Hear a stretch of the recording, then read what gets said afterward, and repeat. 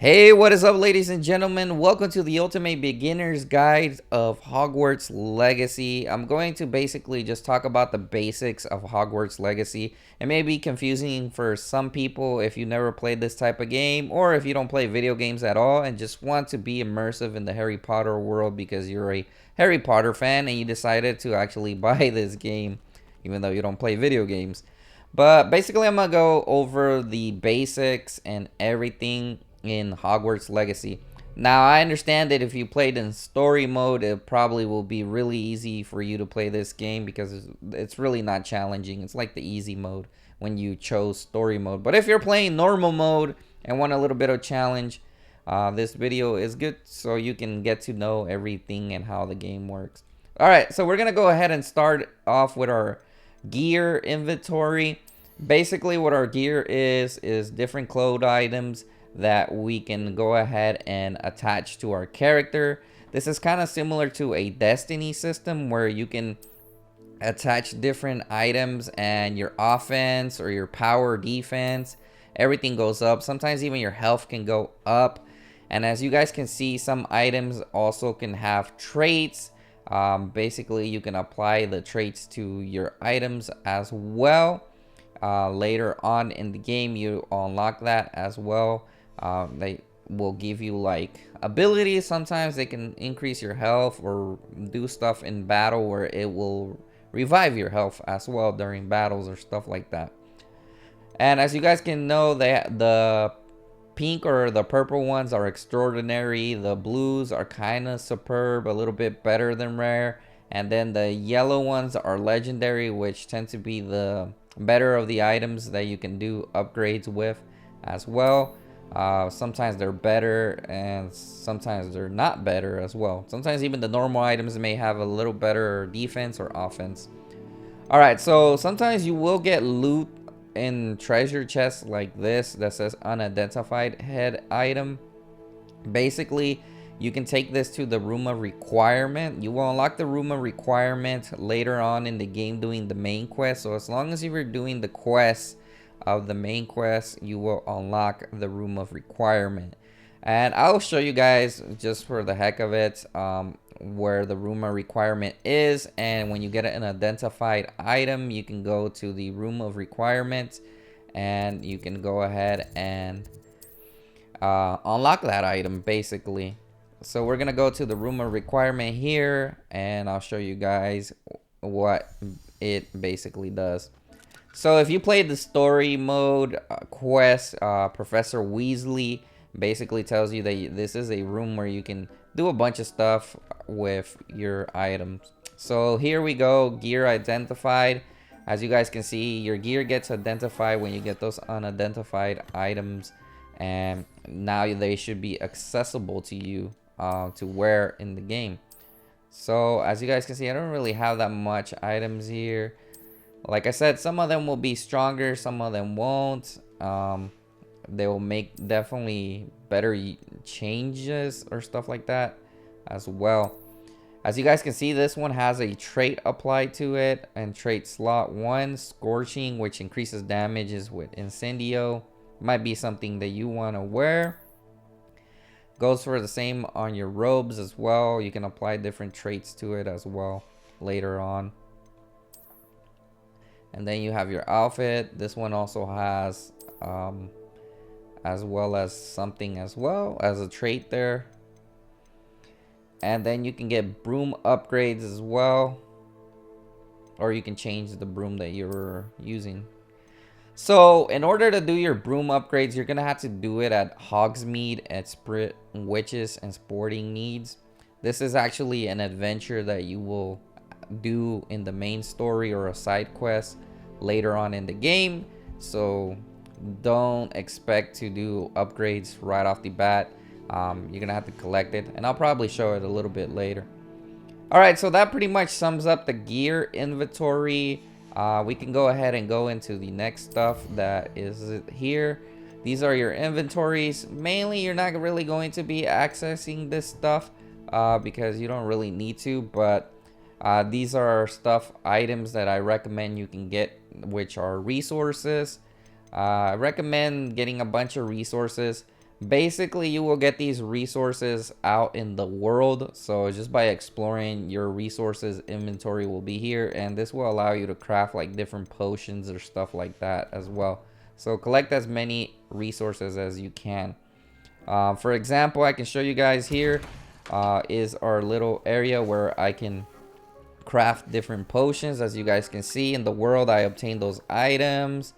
Ashwinder eggs, Rarius potion, as well as the focus potions. There's several different potions here. You get the different items in the world. You can also buy them from stores, but you can also get them in the wild. They're kind of expensive if you get them from the store though. And then we got as well as the leaves that you can get as well. The leaves of medicine or herb. The tin can be purchased of magic neeps in any size and pot as well. You got your potting table there where you can actually plant stuff that can be useful for you later on in the game. So this is basically just the area in the room of requirement. You will come upon it later on in the game.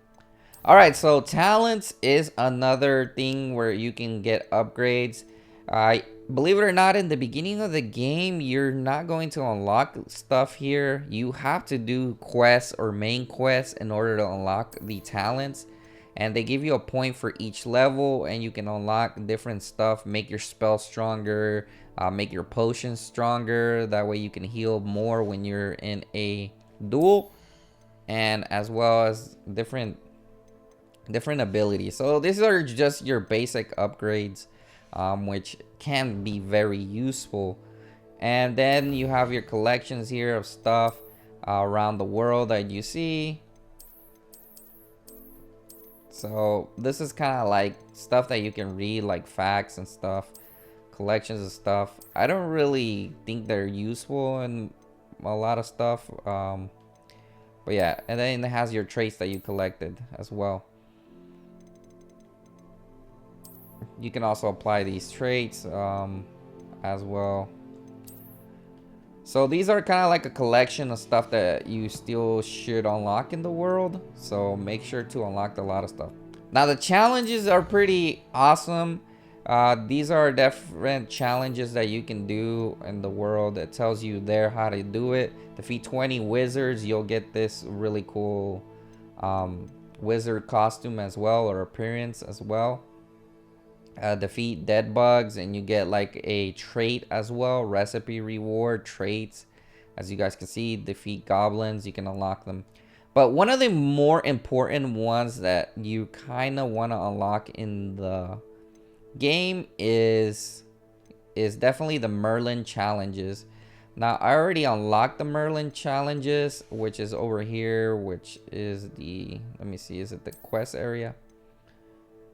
Okay, it's not the quest area, but as you guys can see, you can also claim these rewards. I haven't claimed them yet, but you can claim them and you get your items as well.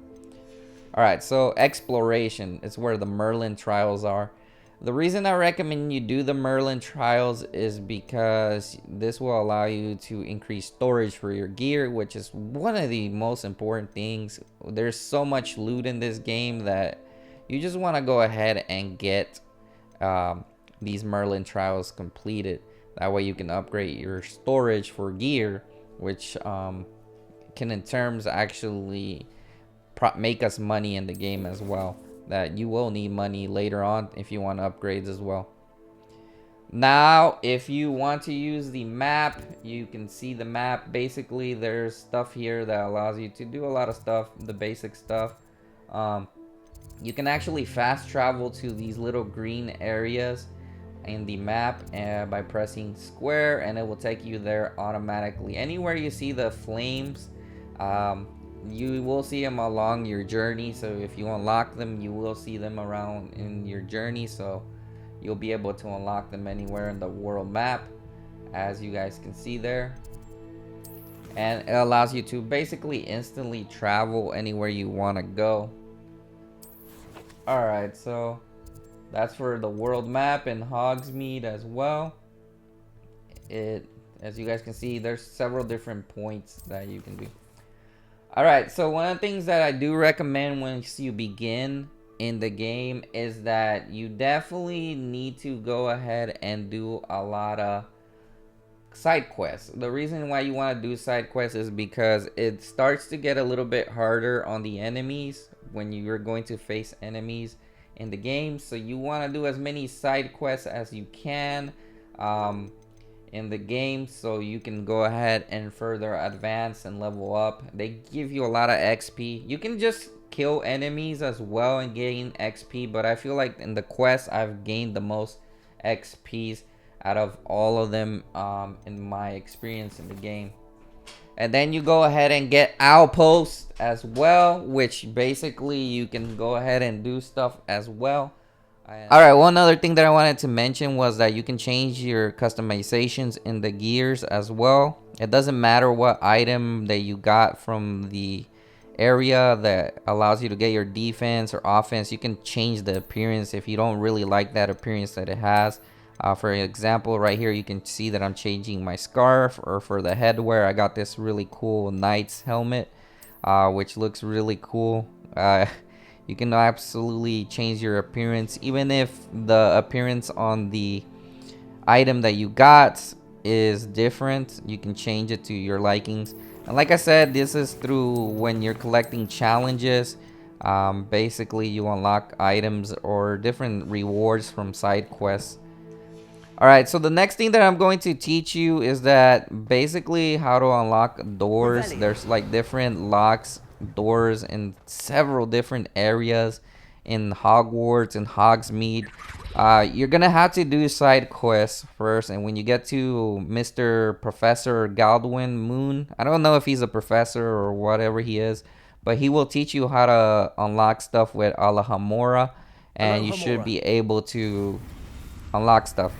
So this was kind of confusing my first time when I was playing the game on how to unlock these stuff. So what you're gonna want to do is you're gonna want to go to the little green area, and then you're gonna want to find, you can go all around this little wheel right here on your joystick until you find it and it's moving. So if it's moving completely, you should be good. And you're gonna do the same thing for the red one on the right one until you find something that allows it to move. So it may take a little bit, but just be patient.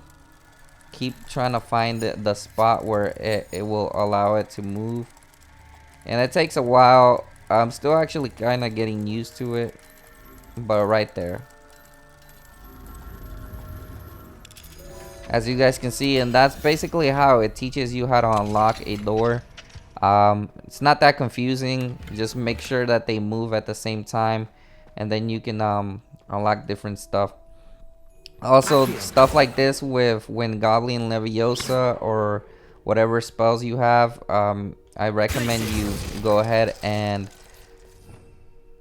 unlock them, because they also unlock like little mini challenges as well.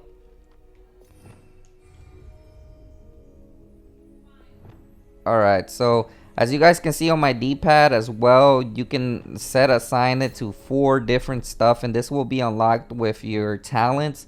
You can set your spells in 4 different pre-configured places that you can configure them there. So as you guys can see, I'm going to use Wingardium Leviosa here, and I can get this field guide, which is a challenge as well. I think I collected them all just now.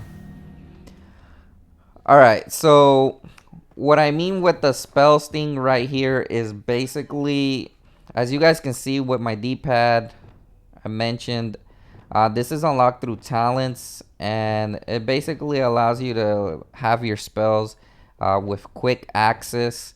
And all you have to do with your 2 D-pads when you're not pressing R2 is press the right D-pad, and you can assign different spells that you want for X or circle or square. The game actually teaches you, but it's pretty simple. Alright, so one cool thing that I wanted to show you guys is we're going to Hogsmeade, and there is different areas that you can actually do different stuff in your map. So Ollivanders, you can get like different ones. You don't really need to. And then you have your potion shops, which allow you to get like different ingredients or sometimes flat out buy the potions or get potion recipes. I definitely recommend you do that at some point and get all the recipes from the potion shops, or so you can go ahead and complete some side quests, because some side quests are going to require you get certain potions and do certain activities. So the magic neep has the seeds or stuff. Sometimes this is definitely recommended that you go ahead and do that, and get like items from here from time to time. Especially the certain seeds that allow you to do the Merlin trials, which will allow you to increase your gears storage, potions, as well as I just mentioned. And then there's also the area where you can do your upgrades for your brooms so it can go faster, the sprint witches and sporting needs. Now, one thing that I have to mention, for in order to do your upgrades, you're going to need to actually get a bunch of money in the game to do upgrades, because it's about 1,000 in money. So you're gonna have to do collection of a lot of money in the game. So I definitely recommend you sell your items that you don't need or your gear that you get from chest loots. And there's also an area where you can change your hairstyle completely, your eyebrows, and the color of it as well. So if you didn't like the way you chose, you can change it there as well. And then there is a clothing shop as well that sells different wizard wear as well. And then there's also stuff that you can buy for your beast once you get the quest for the beast as well. And then there's a plant shop where you can get more stuff for your plants, like mandrakes or stuff like that. You actually require them during certain quests, so I do recommend you visit those. But you'll know when you need to get those type of stuff when you have the quest. And there's also a specialty bookshop that fulfills the promise of its name. It has tomes and scrolls. Sometimes they teach you like different spells as well, which I definitely recommend you do as well. But that pretty much sums up the basics. One thing that I have to mention is that you'll get your flying broom later on in the game, doing main quests as well as a class. So those are just stuff that will come in naturally to you, so you don't have to worry about that. But that, I think, pretty much sums up all the basics that you may want to know in the games. That way you won't get a bit confused when you're introduced into the games. This game has a lot of stuff. The other thing that I wanted to show you guys, what are the Merlin quests, is as well, you're gonna have a main quest where you unlock them. There's just different type of puzzles around the area. So this is a Merlin trial, and these mellow sweet leaves, you're gonna have to find them either in the wild, or you can also get them in shops like I mentioned earlier. You can get them in shops, but it's important to do these somewhat because you're gonna want to get more storage for your gear. As you guys can see, we can fast travel to different places instantly, and there's certain stuff where there's ancient magics that you go through this little maze or this little puzzle, and it helps you unlock upgrades as well. And then there's mysterious cabins as well. And sometimes on the map it will also show you different side quests that you can get from like random people as well. Right now I don't think I have a random side quest at the moment. I think I did them all in this area, but it will let you know if you have a side quest that you missed. Oh no, right here I have a side quest. So there you go, you can track that quest. I haven't really been to that area, but you can track it, and that will allow you to get like a side quest to find that person.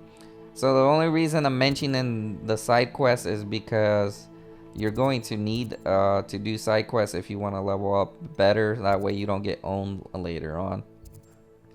But those are pretty much the basics. Like I said, this is not an advanced guide. I'll probably do a follow-up guide later on, an advanced guide to everything in the game. But I just wanted to show you guys the basics. That way you guys don't get super confused.